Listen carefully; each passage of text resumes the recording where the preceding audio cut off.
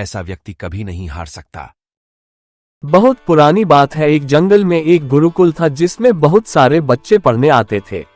एक बात की बात है, गुरुजी सभी विद्यार्थियों को पढ़ा रहे थे, मगर एक विद्यार्थी ऐसा था जिसे बार बार समझाने पर भी समझ में नहीं आ रहा था। गुरुजी को बहुत तेज से गुस्सा आया और उन्होंने उस विद्यार्थी से कहा, जरा अपनी हथेली तो दिखाओ बेटा। विद्यार्थी ने हथेली गुरुजी के आगे कर दी। हथेली देखकर गुरुजी बोले, बेटा तुम घर चले जाओ, आश्रम में रहकर अपना समय व्यर्थ मत करो, तुम्हारे भाग्य में विद्या नहीं है। शिष्य ने पूछा, क्यों गुरुजी? गुरुजी ने कहा, तुम्हारे हाथ में विद्या की रेखा नहीं है।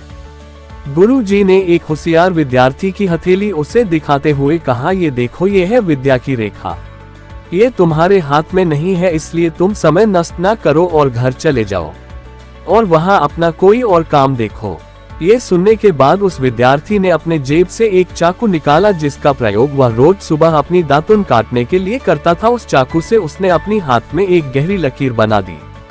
हाथ में खून बहने लगा। तब वह गुरुजी से बोला, मैंने अपने हाथ में विद्या की रेखा बना ली है गुरुजी। ये देखकर गुरुजी द्रवित हो गए और उन्होंने उस विद्यार्थी को गले से लगा लिया। गुरुजी बोले, बेटा तुम्हें विद्या सीखने से कोई ताकत नहीं रोक सकती है, दृढ़ निश्चय और परिश्रम हाथ की रेखाओं को ही बदल देती है।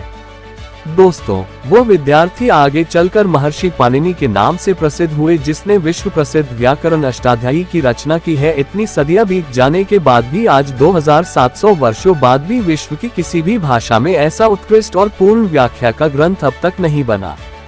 तो दोस्तों, इस कहानी की शिक्षा ये है कि लोग चाहे जो भी बोले, हम हर एक को गलत साबित करते हुए अपनी लगन और कठिन परिश्रम के दम पर जो चाहे वो सब कुछ हासिल कर सकते हैं।